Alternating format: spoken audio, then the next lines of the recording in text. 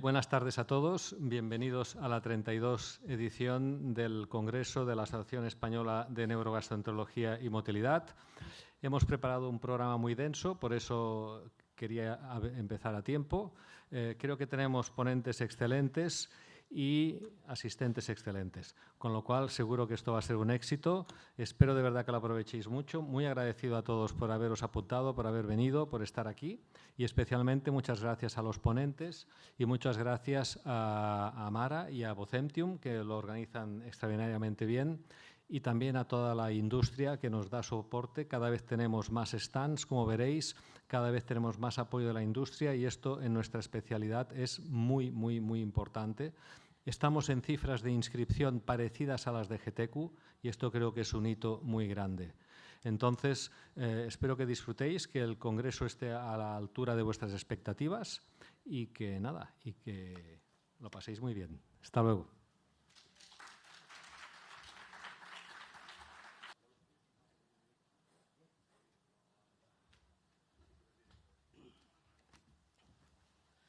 Buenas tardes a todos, bienvenidos. Quiero agradecer al comité organizador de ASENEM que me haya invitado a presidir una mesa tan interesante como son las controversias en el reflujo gastroesofágico. Yo creo que todos tenemos conocimiento de las últimas publicaciones y que nos han sembrado algunas dudas. Poner puntos de corte en la pHimetría, ahora los nuevos datos de los criterios de Milán con la manometría. Y pienso que dos expertos, como son el doctor Teruel del Hospital Ramón y Cajal y el doctor Franz Herbib del Hospital de Burdeos, nos van a aclarar las cosas, su visión y lo que es más importante. Como yo creo que todos tenemos dudas en diagnóstico, no diagnóstico, este paciente es de reflujo, no es. Yo creo que vamos a tener la oportunidad de charlar con ellos y que nos aclaren las dudas que tengamos. Y sin más, vamos a dar entrada al doctor Carlos Teruel, como digo, del Hospital Ramón y Cajal, que nos va a hablar de diagnóstico de reflujo. ¿Qué criterios tenemos que seguir? Criterios de Mester, criterios de Lyon, criterios de Milán. Cuando quieras, Carlos. Bueno, buenas tardes a todos. En primer lugar, gracias al doctor Serra y al resto de miembros de la Junta por haberme invitado a abrir el Congreso. Para mí es un auténtico honor y además por compartir el estrado con semejantes cracks, con auténticos maestros de la motilidad. Vamos a retroceder un poquito en el tiempo para prestar la atención a la publicación de Johnson y de Mister del 74, en la que publican la primera serie de pacientes y de voluntarios sanos a los que les hacen un registro de pHimetría de 24 horas. pHimetría se habían hecho previamente, pero eran con tiempos de duración muy cortos. No era una pHimetría ambulatoria, como veis en la foto de la publicación. Los pacientes estaban ingresados porque el aparato no era transportable, era bastante engorroso, pero supuso un hito muy importante. Fueron capaces de evaluar el reflujo, como digo, en estos pacientes y determinar que lo que se podía medir con el registrador era una serie de parámetros, en concreto 6, que era lo que ellos determinaron que era lo más relevante: el tiempo de exposición ácida, total en decúbito en PIP de estación, el número total de reflujos, la duración de los mismos y cuántos reflujos largos había. No solo lo midieron, sino que consideraron que lo mejor era intentar... no solo lo midieron eso, sino que determinaron que existía lo que se llama el reflujo fisiológico. Es decir, estos pacientes, los voluntarios sanos, tenían reflujo. Un reflujo que era poca cantidad, episodios cortos, la mayoría en bipedestación, y que se diferenciaba claramente de lo que sería un reflujo patológico, con episodios más numerosos, más largos y con tiempos de exposición ácida más duradera. Integrando la información de estos 6 parámetros, les pareció que era una manera de obtener la mejor información posible mediante una transformación matemática que transformaba estos parámetros en variables de distribución paramétrica, referenciando cada uno de esos valores a la media del valor en voluntarios sanos y haciendo un cociente con la desviación estándar, de tal manera que en aquellos parámetros que tuvieran una distribución muy amplia, una amplia variabilidad, sería muy difícil que una desviación de la media puntuara alto en el score, y al revés, si eran un parámetro con las variables en los sanos muy concentrada, una desviación amplia sobre la media tendría una puntuación más alta, como veremos ocurre con el de reflujo en decúbito. Esto fue en el 74 cuando lo idean y casi 20 años después comunican su serie de 50 pacientes sanos ya con una pHimetría ambulatoria, que el paciente se iba a su casa a hacer su vida y luego venía a retirarlo y a ser descargado en un ordenador, y veis aquí los valores de media y de desviación estándar de cada uno de estos parámetros, siendo, como veis, el reflujo en decúbito el que tenía una desviación estándar en relación con la media más concentrada, digamos. Y aquí es donde comunican el valor de normalidad de lo que ellos llaman el score compuesto, que es por debajo de 14,7 es normal, 14,7 o superior se considera que se desvía de la normalidad y que es patológico. Esto es lo que ya a partir de ahora se conoce como el índice de Demister o Demister score. En los años 80 se publica este estudio, que luego es muy citado posteriormente, en el que se intenta determinar si estos resultados que obtenemos con la pHimetría son reproducibles a una serie de pacientes, 14 voluntarios sanos, 14 pacientes con esofagitis y 25 pacientes sin esofagitis. Se les hace una pHimetría y se les repite a los 10 días. Y se comprueba si todo eso que hemos medido se persiste en el tiempo, si los valores son reproducibles. Y se obtiene que de esos 6 parámetros, el que más reproducible es el tiempo de exposición ácida total. No tanto por el valor en sí, que variaba mucho, incluso hasta un factor de 3,2, sino si entraba en rango de normalidad. Si en la primera pHimetría la cantidad de ácido detectada se consideraba normal, la probabilidad de que siguiera siendo normal posteriormente era más del 90%, y lo mismo ocurría con los pacientes tanto con esofagitis como sin esofagitis. Y luego también se vio en esos albores de la pHimetría que todos esos parámetros, el que tenía más relación en cuanto a sensibilidad y especificidad con la presencia de síntomas con o sin esofagitis era, de nuevo, el tiempo de exposición ácida. O bien por esto, o bien porque los primeros programas de análisis de pHimetría no incluían el análisis automatizado del Demister. La cuestión es que se empezaron a publicar series de pacientes sanos en los que lo que se obtenía eran esos 6 parámetros: tiempos de exposición ácida, número de reflujos, etc. Y empezaba a llamar la atención que los valores altos del tiempo de exposición ácida, lo que sería el percentil 95, por debajo de lo cual se considera una exposición normal, estaban casi todos comprendidos en el rango entre 4 y el 6%. De tal manera que una cifra de exposición ácida en 24 horas menor del 4% consistentemente sería catalogada por casi todos los investigadores que hacían estas publicaciones como normal, y por encima del 6% como patológico. Bien, pues tanto esto como lo que he dicho antes de la reproducibilidad como la especificidad es la principal justificación para que en el consenso de Oporto, que luego se traslada a los consensos de Lyon, se decide que el principal valor de la pHimetría, el que es preferible sobre el Demister, es el tiempo de exposición ácida total. Y se establecen los 3 rangos que todos conocemos. Por encima del 6%, un resultado consistentemente patológico; por debajo del 4%, un resultado que va en contra de una exposición ácida patológica; y el famoso rango 4-6, en el que se considera que es una cantidad de exposición ácida borderline no concluyente. ¿Hay estudios que comparen estos criterios con el Demister? Los hay recientemente, claro, hasta después de que se desarrollaran los criterios de Lyon. Este estudio de 2021 coge 300 pHimetrías y compara los resultados, y obtiene resultados llamativos. Primero, que si la exposición ácida es mayor del 6%, todos los scores de Demister de los pacientes van a ser patológicos.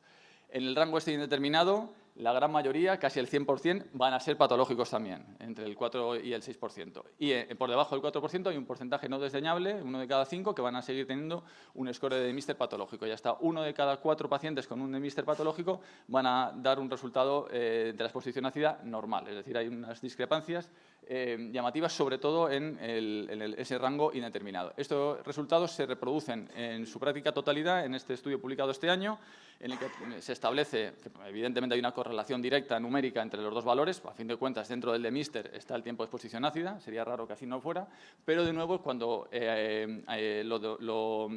separan los resultados en función de las recomendaciones de Lyon, se observa que si la exposición ácida es claramente patológica, el Demister lo va a ser también, y entre el 4 y el 6% el porcentaje de Demister patológico va a seguir no tan alto, pero también la mayor parte patológicos. Aquí, sin embargo, sí que ven una una correlación mucho más clara en resultados de normalidad.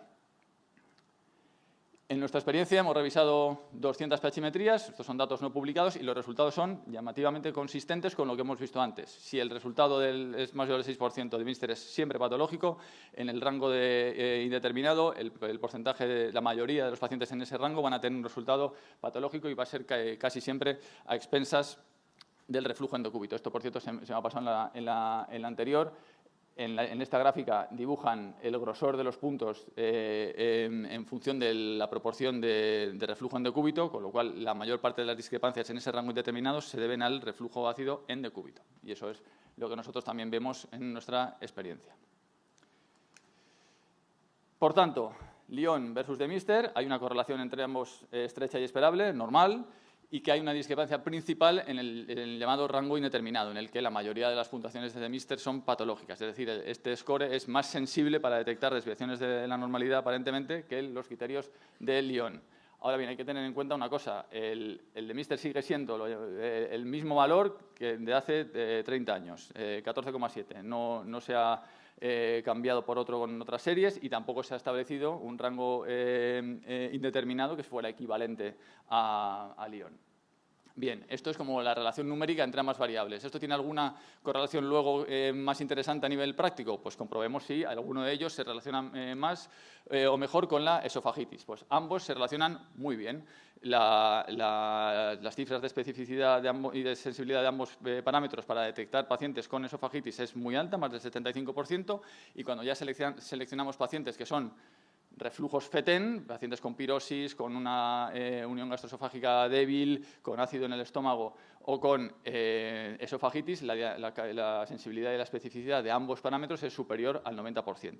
No solo se relacionan con la presencia de esofagitis, sino que además tienen una correlación directa en su parámetro con la gravedad de la esofagitis. A más esofagitis, más altos serán los valores de exposición ácida. Sobre todo es a expensas, no solo aumenta la exposición ácida global, sino la exposición ácida en decúbito, como veis aquí en estos dos estudios. El de Mister no se puede hablar de Mister en decúbito y de Mister en bipedestación porque el score lo recoge todo y, evidentemente, como es lógico, pues también es una cifra muchísimo mayor cuando hay esofagitis que cuando no lo hay, que cuando estamos hablando de voluntarios sanos. En cuanto a los síntomas, que sería el otro gran situación, pacientes o bien tienen lesiones o bien tienen síntomas por reflujo, pues aquí la correlación entre ambos parámetros y la presencia de síntomas es mala. Cuando hacemos una correlación cuantitativa de los síntomas de reflujo utilizando los scores más habituales, el GERD-HRQL o el RDQ, como veis aquí en la gráfica, la relación lineal entre ambos parámetros es muy mala. Esto tampoco es sorprendente porque también sabíamos de antes que la relación entre la presencia de esofagitis y la presencia de síntomas también es bastante regular. ¿Somos capaces ahora de seleccionar pacientes utilizando cualquiera de estos dos parámetros para ver cuáles van a responder mejor a los tratamientos? Pues veamos en concreto el tratamiento médico con IVPs. Para el de Mister no hay estudios potentes al respecto, sí que los hay con el tiempo de exposición ácida, hay un montón, pero no con Lyon, sino con los tiempos de exposición ácida que cada investigador consideró como patológico. Y aquí vemos que el porcentaje de pacientes que responden a IVP con una exposición ácida patológica es claramente mayor que en aquellos pacientes que tienen una exposición ácida normal, pero prestad un poco de atención a las cifras, el porcentaje de respuesta tampoco es maravilloso, como muchísimo, un 80%, y el porcentaje de pacientes sin exposición ácida patológica que responden tampoco es desdeñable, aunque puede ser incluso superior al 50%. Y en cuanto, si nos ayudan a tomar decisiones para decidir qué paciente vamos a operar, la mayoría, en mi hospital, por ejemplo, la mayoría de los cirujanos trabajan con de Mister. Es su score, es lo que les gusta, lo que entienden de la pHimetría. Esto lo llevan haciendo los cirujanos no solo en mi centro, pero en general en las publicaciones quirúrgicas. El de Mister está súper presente, pero claro, tenemos un problema. Cuando los cirujanos comunican sus series quirúrgicas, han seleccionado a los pacientes porque tenían un de Mister patológico, con lo cual nos falta qué ocurriría si hubieran operado pacientes con de Mister o de tiempos de exposición ácida normales. ¿Y hay estudios al respecto? Los hay, pero no hay muchos. Y además son estudios retrospectivos con todos los sesgos que yo puedo suponer. Y estos estudios son estos tres que os pongo aquí. Primera serie de 1999, 199 pacientes operados con Nissen con síntomas típicos. No claro por qué decidían operar a estos pacientes, pero esto es lo que ellos comunican y ven que en aquellos pacientes que tenían un tiempo de exposición ácida patológico o un demister patológico, la capacidad de la cirugía de resolver los síntomas del paciente era claramente superior a si no cumplían esos criterios. La diferencia era mayor con el demister, como veis ahí, 91% versus 66%. Eso hace que en el análisis multivariante lo que les sale asociado a la respuesta a la cirugía es el demister y no el tiempo de exposición ácida. En el 2020, una serie de 82 pacientes seleccionados para cirugía por impedanciometría, más de 47 reflujos, criterio quirúrgico. Comunican el resultado y ven que de esos pacientes que tenían un demister patológico, el porcentaje de respuesta era mayor, claramente, 90%, sobre todo si el síntoma que estábamos evaluando era la pirosis, que la respuesta cuando el demister era bajo era el 67%, que si era la regurgitación, que era el 79%. Y ya finalmente, ahora sí que utilizando Lyon, una serie muy interesante publicada este año en el que este equipo de cirujanos comunica el resultado de 231 intervenciones antirreflujo, que no solo incluyen quirúrgicas, sino también incluso procedimientos endoscópicos, y ven que cuando utilizaban los criterios que ellos llaman clásicos, los de toda la vida, digamos, que eran esofagitis grado C, D o esófago de Barrett o de demister patológico, los comparan con los nuevos criterios de LAGA, que son equivalentes a los criterios de Lyon. Incluyen la esofagitis grado B y un tiempo de exposición ácida mayor del 6% en vez de un demister. Y detectan que de esas 231 intervenciones había 61 pacientes que solo cumplían criterios clásicos. Si analizamos un poco la diferencia entre ambos, eran 61 pacientes que su único criterio para operarse era el demister. Cuando los comparan con los otros criterios, ven que la capacidad de la cirugía de mejorar los síntomas del paciente es similar a los criterios, digamos, entre comillas, más nuevos. Bien, pasamos ya al último score o criterio diagnóstico, que es el Milan Score, ¿vale? Esto es una publicación de este año, un estudio multicéntrico en 13 centros estadounidenses, europeos y asiáticos, que elaboran un análisis de la manometría, no de la pechimetría, de la manometría de los pacientes para ver qué parámetros se asocian con la presencia de reflujo patológico en la pechimetría definido por criterios de Lyon, ¿vale? Sea con pechimetría con catéter o con Bravo.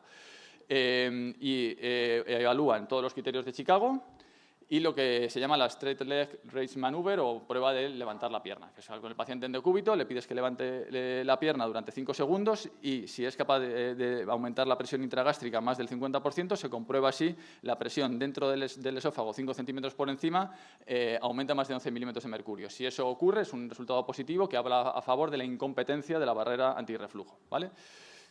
200 y pico pacientes en cada dos de las cohortes, en la de predicción y en la de validación, y obtienen los siguientes resultados en los análisis multivariante. La variable que más se asocia con la presencia de reflujo ácido patológico es la prueba esta de la pierna, con una odds ratio, en caso de que sea positivo, de 18.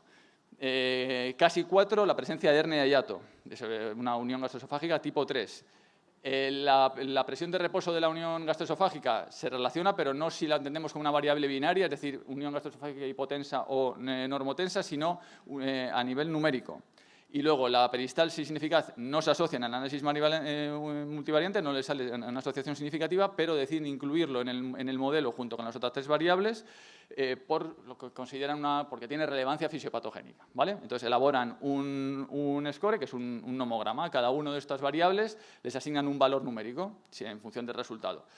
Y lo suman los valores de cada una de las variables y obtienen el score de Milán, que se extiende desde 0 hasta 240, que es el máximo. Y esto no es que si puntúas por encima de 100 tienes reflujo o no, es que cada valor del score tiene asignada una probabilidad de que la pHimetría vaya a ser patológica. De tal manera que con una área bajo la curva bastante aceptable, de 0,88, solo el 7,6% de los pacientes con un score menor de 60 van a tener una pHimetría patológica, más del 88%, el 88% de los pacientes con más de 200 en el score van a tenerla patológica. Además, la gran ventaja que tiene es que en un acto de generosidad este score es muy fácil de calcular. Te metes en internet, en la página, metes tus datos de tu manometría y no te dice si el paciente tiene reflujo o no, sino qué probabilidad tiene esa pHimetría de ser patológica según estos criterios. Por ejemplo, este paciente con peristalsis ineficaz, con un aumento de presión en el esófago de 10, que es decir, que la prueba ha sido negativa, con la prueba de la pierna, con una integral contráctil de la unión gastroesofágica de 55 y con una unión gastroesofágica tipo 1, tiene un 15% de probabilidad de que la pH-metría le vaya a salir patológica. ¿Qué le veo yo a este score? Pues que es capaz de integrar todos esos parámetros de manometría que siempre hemos asociado al riesgo de reflujo, con este nuevo de la pierna, pues la debilidad de la unión, la presencia de hernia y demás, que es fácil de calcular gracias a esta página web y que en las cortes que nos comunican, oye, pues tiene un resultado bastante potente. Ahora bien, estamos en los albores de su uso. Está pendiente de demostrar la utilidad en otras cortes, demostrar si tiene una relación directa con la gravedad del reflujo. En la serie comunicada se relaciona la intensidad del score con el tiempo de exposición ácida. Si hemos dicho que el tiempo de exposición ácida se asocia a la gravedad de la esofagitis, pues a lo mejor también este score, eso habrá que valorarlo.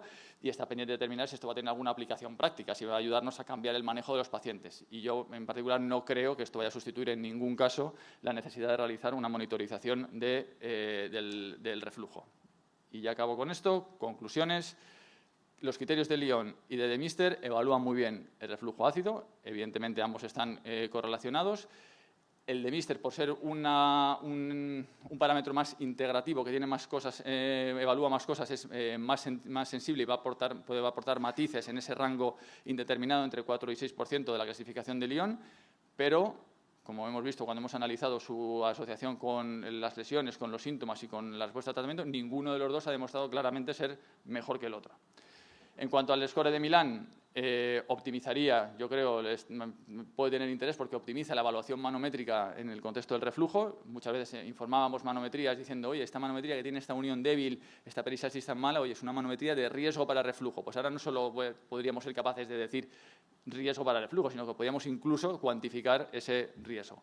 Pero, como digo, no creo que vaya a ser nunca sustitutivo, sino complementario de las pruebas de monitorización. Bueno, Teruel, sí, vale, muy bien, pero ¿tú qué haces con esto? ¿Tú qué mides? Yo lo que mido es el tiempo de exposición ácida, es lo primero que veo. Pero siempre le echo un ojo al de Mister y veo que si hay coherencia o no. Y si no son coherentes, si uno me da negativo y uno me da positivo, intento entender qué está pasando ahí. Y muchas veces eso, que es lo que suele ocurrir, es lo que os he comunicado, que cuando hay una discrepancia es porque estamos en un rango de tipo de exposición ácida entre 4 y 6. Cuando suele ser el de Mister patológico es porque el paciente, aunque el tiempo de exposición ácida total no esté por encima de 6, sí que lo tiene, por ejemplo, aumentado en decúbito y puedes considerar que, oye, que ahí puede haber un reflujo, bueno, que parece más a un reflujo que a una situación de normalidad. Y, oye, a lo mejor tenemos que empezar a pedir a los pacientes que empiecen a hacer gimnasia durante la manometría y ver a dónde nos lleva esto. Y no quiero acabar sin una tercera diapositiva de conclusiones.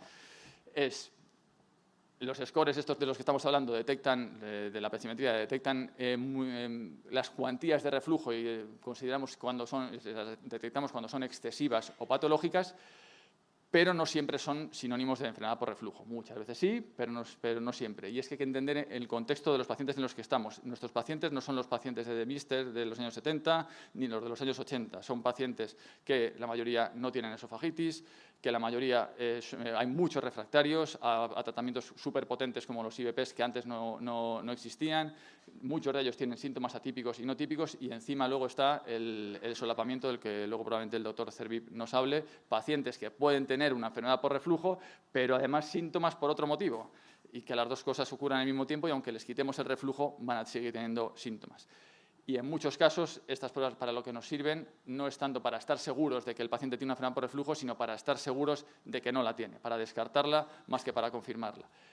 Tenemos que intentar no tomar decisiones terapéuticas, sobre todo si son decisiones terapéuticas gravosas, como una intervención quirúrgica, basándonos exclusivamente en el valor numérico del tiempo de exposición ácida o el de Mister. Siempre tenemos que entender qué tenemos delante, qué síntomas tenemos, cómo responde el paciente a los tratamientos, cómo tiene la manometría, etcétera, etcétera.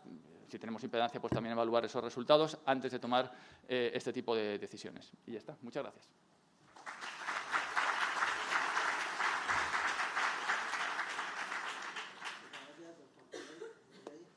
Ahí. Gracias, doctor Teruel. Nos vamos alargando un poco. Te veo muy emocionado. Yo creo que vamos a hacer alguna pregunta y luego haremos también al doctor Cervip cuando termine. ¿Alguien tiene alguna pregunta? Seguro. Yo rompo. pones un tratamiento en función del resultado del tiempo de exposición ácida o del Mester o de alguna otra, en función de otra cosa. Ya decides ponerle una dosis, media dosis, alterno, doble dosis. A ver,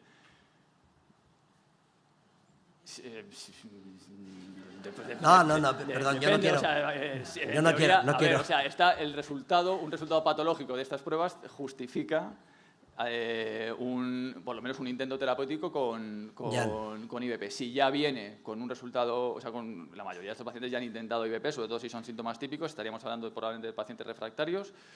Entonces, un resultado patológico claramente de esto, pues o bien te tiene que hacer pensar, ya no es si el paciente tiene o no una exposición ácida patológica o no, sino por qué no responde, y a lo mejor tendrías que plantearte efectivamente subir la dosis por si se queda corto, o incluso plantearte un estudio bajo tratamiento para intentar entender por qué un paciente que debería responder a fármacos súper potentes para bajar la acidez gástrica no está respondiendo. Y a lo mejor no es tanto ponerla como... Sí, subir dosis podría ser y incluso después de eso pues repetir el estudio bajo tratamiento con impedancia. Yo no quería ponerte en un aprieto, perdón. No, yo quería decir que estamos dándole mucho valor al tiempo de exposición ácida, es decir, este paciente no tiene reflujo, este sí y tal. Y yo te digo, si un paciente tiene entre 4 y 6, que está en esa línea y tal, y tiene unos criterios de Milán que te hacen sospechar que tiene reflujo, la clínica te va y tal, pero tiene un tiempo de exposición ácida que menor de 6, te digo, le pones doble dosis de IVP, le pones una dosis solo, empiezas con poco, porque sabes que esos pacientes teóricamente no nos van a hacer una complicación seria. Entiendo que en ese contexto, bueno, depende, depende del perfil de reflujo que detectes. Si, como digo, lo que tienes ahí es un reflujo patológico endocúbito, a lo mejor te interesa cambiar el momento de administración del fármaco, tomarlo solo antes de la cena y no subirle la dosis, sino cambiar la distribución del mismo, aparte de asegurar, por supuesto, que el paciente esté bien controlado y entender muy bien qué síntomas estás tratando y cuáles son los que en teoría no están respondiendo bien al tratamiento. Ahora, una exposición ácida no alta, ponerle eso me parece el 40 cada 12, más afinar. Es decir, en función del tiempo de exposición ácida, ya independientemente de que esté en la zona gris o no. A mucho tiempo de exposición ácida, ¿intentas empezar con dosis doble? No, empiezas con una dosis vale. Exposición normal y a ver qué pasa. Y si no responde, pues ya vamos viendo. Pero... ¿Hay alguien en la sala que quiera opinar? Dos cosas. No quiero adelantar y estropear lo de mañana, que tenemos una comunicación. Sí, se me había olvidado comunicar. Con 3.000, casi 3.800 estudios de pH-metría en donde se compara el de Mister. Sí es equivalente al Lyon, pero solo pH-metría. Porque no sé si es muy normal o es equivalente decir, voy a comparar una prueba solo, que es pH, frente a un grupo de pruebas. Recientemente acaba de salir un score de Lyon, en donde se mezcla pues, la impedancia basal nocturna, no sé qué. Evidentemente, los resultados no pueden ser los mismos. Y a mí lo que más me preocupa de todo esto es que no estamos hablando los mismos idiomas. A mí me preocupa mucho cuando va un enfermo al gastroenterólogo y le dice que no tiene reflujo, y luego va al cirujano y le dice que sí que tiene reflujo. Alguno de los dos no lo estamos haciendo muy bien, ¿no? No hay ninguna manera de que consigamos algo que realmente nos permita asomarnos a lo que le pasa al enfermo, más que a números. ¿Qué ocurre muchas veces? Tenemos un enfermo que tiene 3,9 de exposición al ácido y tiene 91 episodios. ¿Es normal tener 91 episodios? No. Entonces, sin embargo, no tiene reflujo, según Lyon. De Mister tiene una cosa buena, a lo mejor otras malas, pero tiene una cosa buena, y es que no deja zonas grises. Porque claro, también luego nos viene la siguiente, y es que tenemos un enfermo que le decimos, se acaba usted de hacer una prueba que dura 24 horas y le tengo que decir que está usted en una zona gris. Y dice, joder, pues mal vamos, ¿no? Entonces, ¿qué quieren que le diga? A mí hay gente, hay grupos que están haciendo un poco lo que haces tú. Hago Lyon, se me queda en una zona gris, si me sale de Mister positivo digo que tiene reflujo. Hombre, pero ¿podemos ponernos de acuerdo alguna vez todos en intentar sacar algo que sea común para todos? Bueno, es que, a ver, la comparación que he pretendido hacer es exclusivamente pH-métrica. Aquí no he metido ningún parámetro adicional. Y a lo mejor porque estamos hablando de una cosa que es intrínsecamente difícil y es de la misma manera que nos cuesta decir, poner un punto de corte y considerar que eso no es adecuado, a lo mejor es igual de inadecuado tener que decir, oye, es que sí o que no. Pues bueno, pues a lo mejor es que tienes una cantidad de reflujo bueno, en el límite, porque eso es una cosa continua en la que la diferencia entre salud y enfermedad pues es gris y que puede ser, tus síntomas pueden tener relación con tu reflujo, pero que si no te están produciendo lesiones no parece muy razonable plantear tratamientos demasiado agresivos, pero sí justifica tratamientos con antisecretores. No sé si voy en esa... Los diagnósticos pueden cambiar. Claro, sí, sí. Porque no solamente en reflujo o no reflujo, sino que cuando yo tengo un porcentaje de tiempo de exposición al ácido bajo, pero sin embargo tengo muchísimos episodios de reflujo, muchas veces ese enfermo tiene clínica de reflujo. Sí. Y como tiene un pH bajo, decimos que es un esófago sensible, cuando lo que está teniendo es una cantidad enorme de episodios de reflujo. No es que tenga más sensibilidad, es que le está subiendo muchísimas veces. Claro, el pronóstico y la forma de tratarlos no es la misma, ¿eh? Tampoco está muy claro cómo tratar a esos pacientes. Pero desde luego lo que no tiene mucho sentido es darle un analgésico y a ver qué... No, pues no. Bueno, como veis es una controversia. Yo creo que vamos a ir en el tiempo. Yo creo que habría muchas opiniones, porque se os presentan muchos casos en la clínica y decir, ¿y con este paciente qué hago? Y era por lo que yo quería, pero bueno, luego tenéis a Carlos, a Antonio, a quien sea, a preguntarle qué opinamos. Vamos a dar paso al doctor Fran Cerbib. El doctor Fran Cerbib es actualmente el presidente de la sociedad, como quieras, de la Sociedad Europea de Neurogastroenterología y Motilidad, y tenemos el placer de poder disfrutar, tú me entiendes, sí. Well, un poquito. Yeah, okay. Que tenemos el placer de poder disfrutar del conocimiento. Sabéis todos la cantidad de publicaciones que tiene, se ha dedicado muchísimo tiempo a los estudios de la pH-metría, las publicaciones con la motilidad de la manometría de alta resolución. Y ahora el paciente refractario siempre es un problema o un medio problema. Y queremos que ahora el doctor Cerbib nos hable de si pirosis refractaria es igual que reflujo refractario. Refractory heartburn is the same as refractory reflux. Study and treatment. Doctor Cerbib. Muchas gracias, doctor Pérez. Disculpa, no hablo muy bien español, so I will speak in English. Yeah? Okay. Thank you very much for your invitation. I think it is the second time I come to the ASNM. Last time was in Madrid, if I remember. And thank you for the invitation, especially in Barcelona, especially with Dr. Serra, who is a good friend of mine, and I have a special relationship with Barcelona. I spent several months here with Jordi 5 years ago, and I will spend another 2 months in 2025, and I love this city, and I'm very happy to be here with you. So I have to cover this issue of refractory heartburn. And it was a very good discussion, even if I didn't understand everything. But I took the point that there was a controversies concerning the value of pH testing. So this is the quite old Montreal classification of reflux, and you see at that time it was quite simple. It was in 2006. You had typical symptoms, esophageal mucosal injuries, and maybe extraesophageal syndromes. I would not go in this topic today. It was quite simple when we were talking about typical symptoms. You have gastric contents moving up to the esophagus, and symptoms and mucosal damage is occurring, and it is clear, very simple. And you can treat this patient with PPIs. It works very well.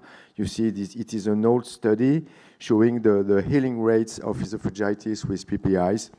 And we are reaching healing rates of nearly 90% in most patients. And those who are not healed, they are probably living with a very low level esophagitis. But the thing is different when you are looking at symptoms. And I always use this study because in the same study where you have most patients healed with PPIs, you reach a plateau of 70% of patients who have achieved adequate symptom relief. There is a discrepancy between response to PPI regarding healing esophagitis, and in this study we know that all the patients has reflux, and you see that even in this population of patients, you have a maximum of 70% of patients who don't respond adequately to PPIs. So what's going on? These 30 to 40% of patients who have inadequate symptoms on relief symptoms on PPI, who are they?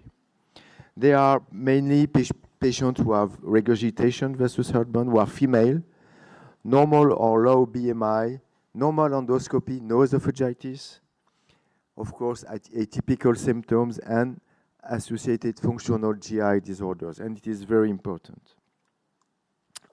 The mechanism of the refractoriness to PPI is very difficult to tackle in clinical practice. What are the main reasons?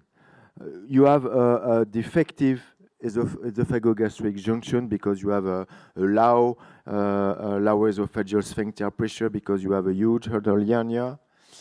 You can have symptoms related to ongoing weakly acidic reflux. You can have mainly in this patient esophageal hypersensitivity. You may perceive, you know that PPIs do not reduce the number of reflux, but they reduce the number of acid reflux, which are replaced by non-acid reflux or weakly acidic reflux episodes. But some patients may have sensitivity to this non-acid or weakly acidic reflux episode.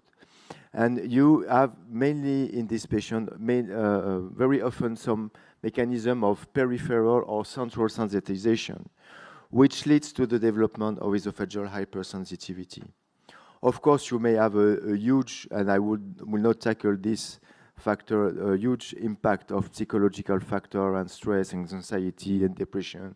And we know that these patients have high level of anxiety and depression. And of course, you may have suboptimal therapy. I will say a word on this later on. So you see that in probably most of these patients who do not respond to PPI, patients develop EGBIs, so you know the disorders of gut-brain interaction, which is a new word replacing functional GI disorders. And it is a complex interaction between the central nervous system and the gut, and with either a peripheral or central sensitization. And it is clear that these patients have central sensitization or peripheral sensitization, or whatever you call it, hypersensitivity. This is now a quite old study we performed more than 10 years ago. You see, in patients with refractoriness to PPIs, one of the most important factors of refractoriness was the presence of functional dyspepsia. And even those with proven GERD, both functional dyspepsia and IBS presence was clearly and strongly associated with refractoriness to PPIs.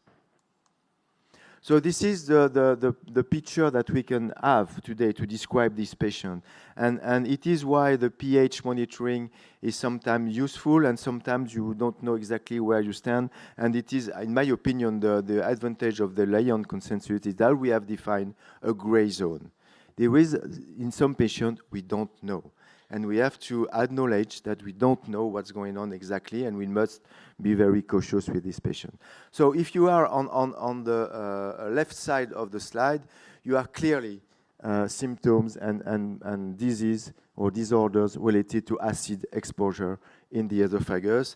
And in this case, you have erosive esophagitis, and PPIs are very efficient.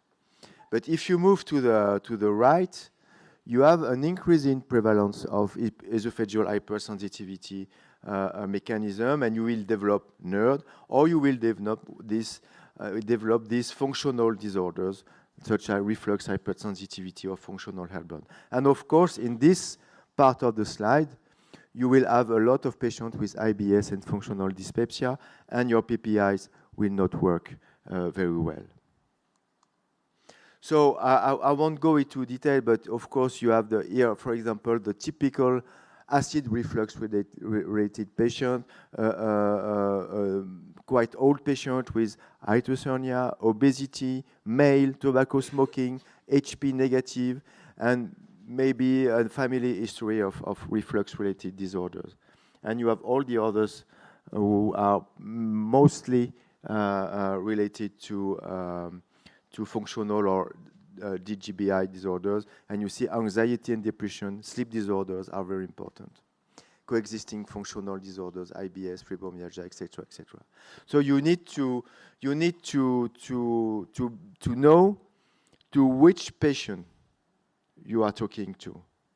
What is the phenotype of your patient? It is very important because you have to keep in mind that in a patient presenting with heartburn, not responding to PPIs, the first cause of refractoriness is that this patient does not have GERD.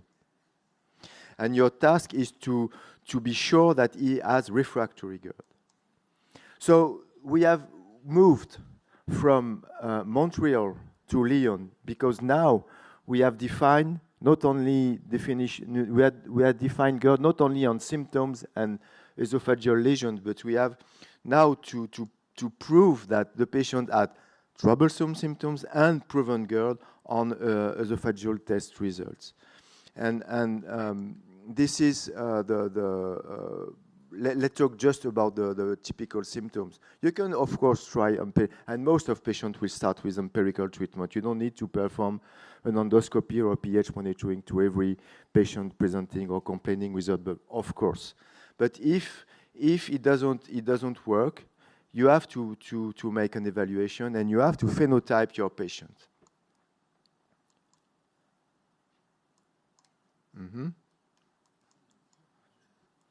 Okay. Can you move the slide, please, because it doesn't work?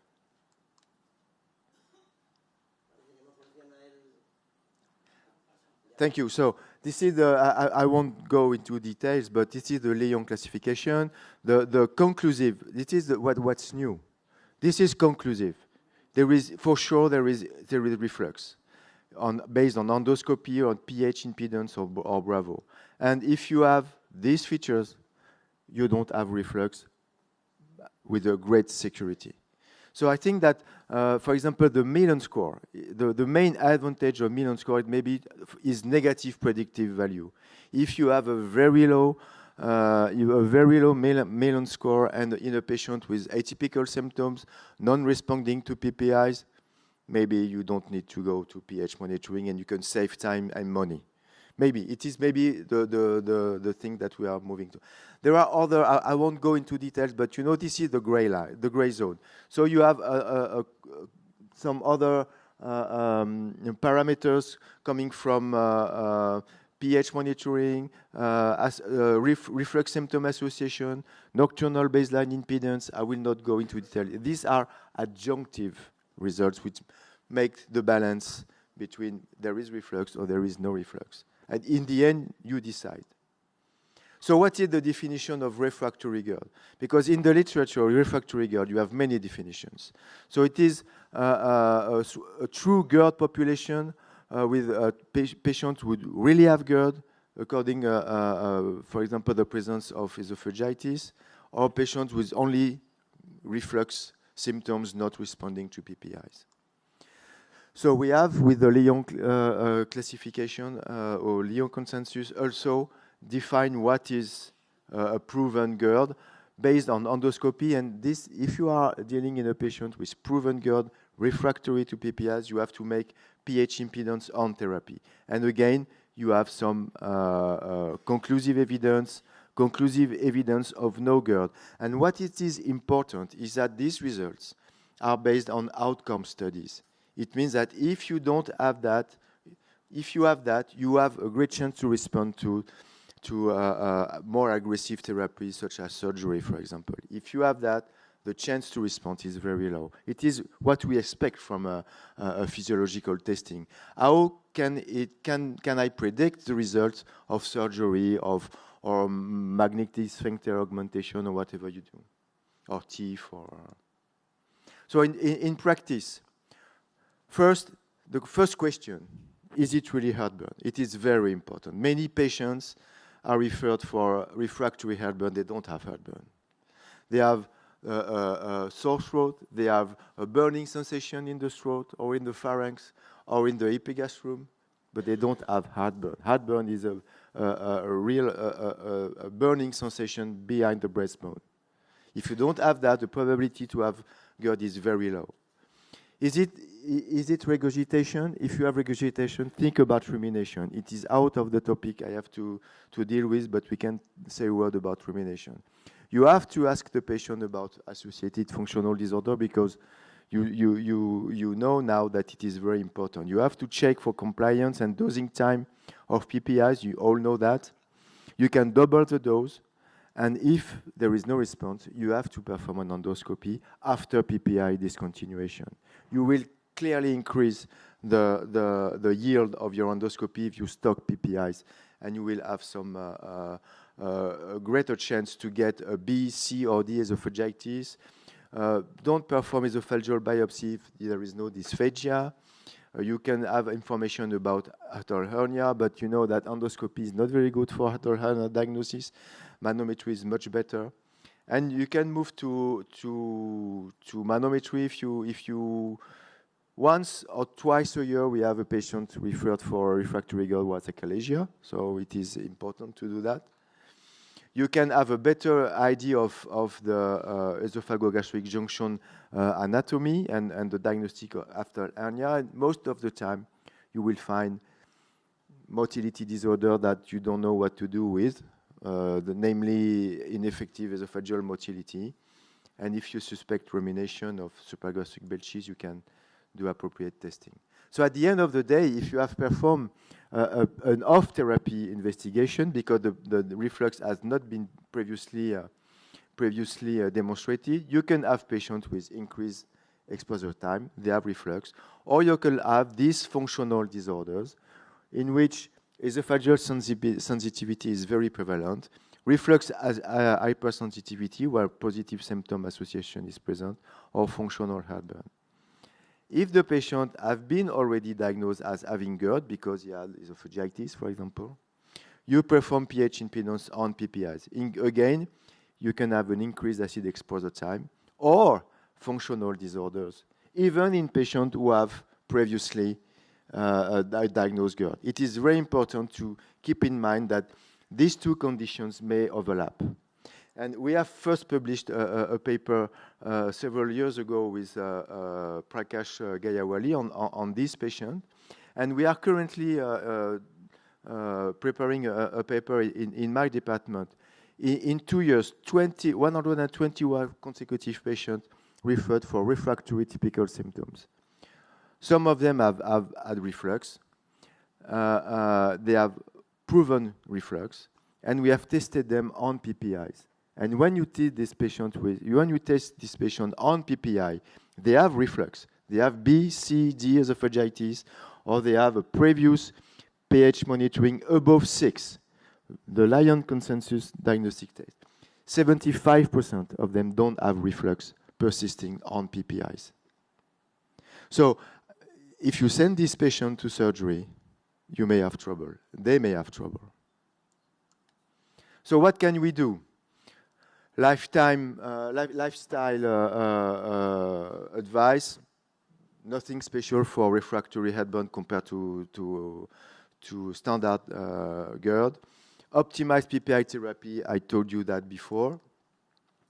Can we consider adding H2RA? I don't know in Spain, but in France it's forbidden. But it's not very important because it doesn't work really. There is indirect evidence and limited evidence of the efficacy of adding H2RA. Baclofen, in fact, we never use it because it's very badly tolerated. So you have to, in this patient, probably tackle hypersensitivity. You can use antidepressant, citalopram, for example, in this study, significant. Fluoxetine in this study, you can try. Amitriptyline is very efficient as well.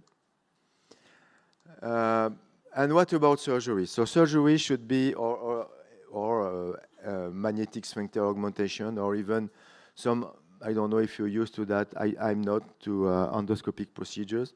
So in this patient, you have to be sure that you are in the 25% of patients who still have ongoing GERD, according to the definition I have shown you before, despite PPI therapy. First, you have to show that they have GERD, and second, you have to show that GERD is ongoing despite PPI. And then you can go to aggressive treatment. And this is shown by this study performed by Stuart Speckler and published in 2019. It is more or less patients who have the definition of refractory GERD, as I told you before. And when you randomize this patient between surgery and, let's say, medical therapy, I won't go into detail, you can achieve a good results of surgery in this patient, provided they have ongoing GERD as defined before. But look, the percentage of patients is lower than the percentage of success that we have in patients who respond to PPI, which is around 90%. Here we have 2/3 of patients who have a good result at 1 year. And it is very important. Donc, surgery may be proposed in a group of highly selected patients. And in fact, in this study, the patients were really selected. Look, they started from nearly 400 patients. 400, 360 or 70, I don't remember. And they ended up with 78.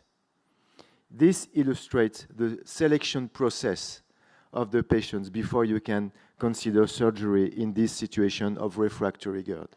And it is very important. If you don't do this selection, as I explained to you before, you won't have these results. You will go to the disaster.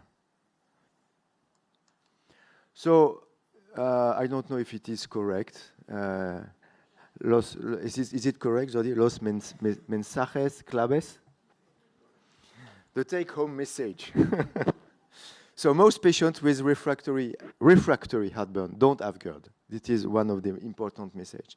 Baseline GERD should be demonstrated off PPIs by endoscopy or by pH or Bravo or whatever you want. Patient may have both GERD and EGBI, which is esophageal disorders of GERD-brain interaction, functional disorders. We will not be allowed to say the word functional with the ROM5 classification. This is an issue, but let's say EDGBI. The main therapeutic target in this patient is esophageal hypersensitivity, and at the end of the day, surgery may be proposed to a very limited group of patients, but very selected group of patients. Thank you very much for your attention, and I would like to invite you to our ESNM meeting in London in September 25. Thank you very much. Thank you, Dr. Cervi. Any question? ¿Hay alguna pregunta en la sala? Seguro que sí.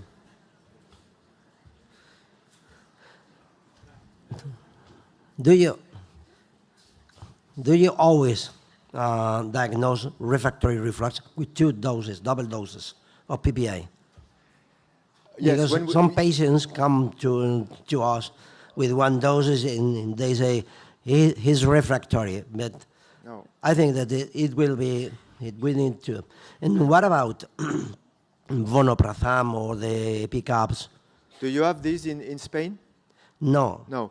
That we don't have these drugs. The pickups, you know the pickups, the new anti-secretory drugs. Inhibidores de la bomba de potasio. See, so they are not available. So I don't have a personal experience. What I say that it is probably more a more potent anti-secretory compound, clearly, and the benefit over PPIs is clear on severe grades of esophagitis, C and D, clearly. Regarding symptoms, we don't have clear demonstration of superiority of PCABs as compared to PPIs in terms of controlling reflux symptoms. There are some discrepancy between the studies. So from this point, it may be a little bit disappointing. And there are some US guidelines published a couple of months ago saying that they should not be used as first-line therapy in patients with GERD symptoms. The only indication which is clearly indicated before PPIs is H. pylori eradication, according to US guidelines. Okay. And when you have any doubt, do you go to the Bravo system, to the PH?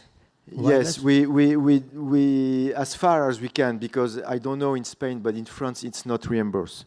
So we have a problem of reimbursement of the Bravo capsule, but clearly the process is now going on in France, and I hope it will succeed. But clearly, doing a Bravo capsule as a better diagnostic yield than a simple catheter-based 24 pH monitoring, because it is better tolerated, and mainly because you have 4 days of recordings, and you increase the probability to have your diagnosis of GERD. So it is clearly better than pH. Whether we should do pH impedance, whether Bravo, is still a matter of debate, because pH impedance, you have not only pH result, but you also have the number of reflux events, and you have the nocturnal baseline impedance, which is inside the adjunctive test that may help you to increase your diagnostic yield. But this still a matter of debate, and maybe it depends on the clinical presentation of the patient, but we don't have time to discuss. Is it reimbursed in Spain? No. Aujourd'hui.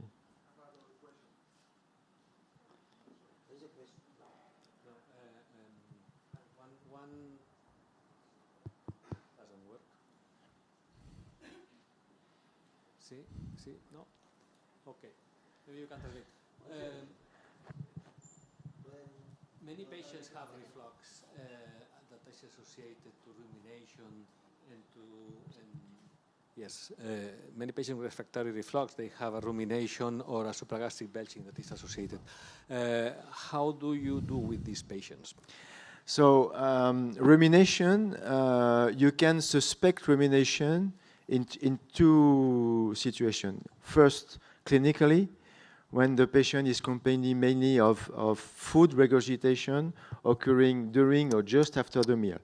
And it is very, very suggestive of rumination. Or I do a lot of pH or pH impedance study in patients I have never met, because we are a lab, we are doing a lot of studies. And when you have a lot of reflux event just after the meal, and only just after meals, you have to go back to the patient and say why. Maybe the patients may have rumination, because they will have abnormal reflux testing. So you have to see this patient and to be sure that there is no rumination. Supragastric belching, usually they are complaining of excessive belching. So you can, if a patient with a positive test complaining of supragastric belching, usually you can suspect this. And to make the diagnostic of rumination, sometimes when I'm not sure, I do high-resolution impedance manometry, giving a meal to the patient and see what's occurring after the meal, and you can see very well these rumination episodes. And if I suspect supragastric belching, I do a pH impedance, and it is very easy to see.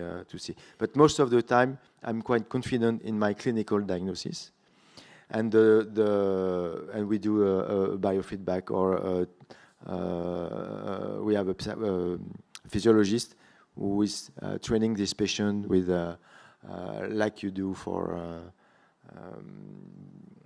abdominal breathing and the diaphragmatic breathing and so on. So we are doing this exercise with this patient, and it works it works. Sometimes it works, sometimes it doesn't work.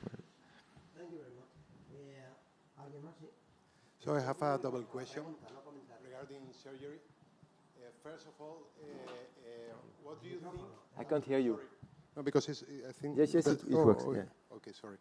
So, what do you think about the correlationship between the symptoms and the acidic events to indicate the surgery in one hand? In the other hand, I want you to give us an advice in what to do in the case of this catastrophic patient that we have you have mentioned that has already been operated and still have symptoms and still is a burden in your external consultation. If you have any thought on it. Yeah, regarding your second question, first, I try to keep calm.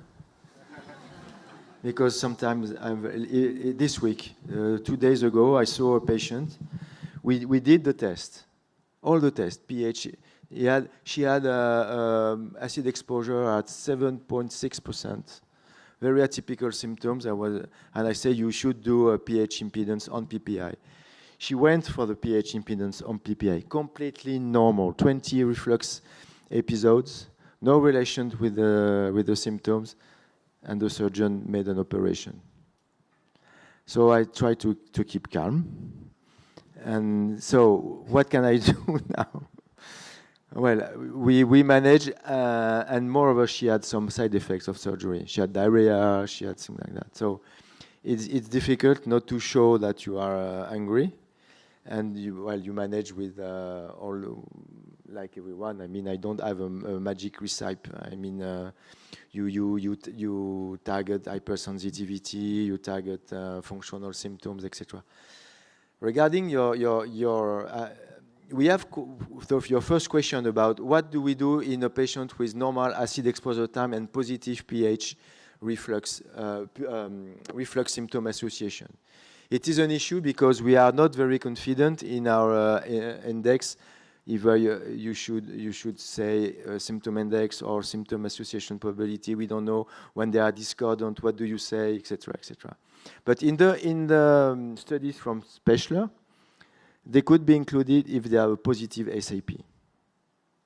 So probably SAP is a good one, maybe a little better than symptom index. And we have quite a lot of retrospective studies showing that patients with only with reflux hypersensitivity, namely, they could have a good outcome with surgery. But I'm a little bit reluctant to bring this patient to surgery.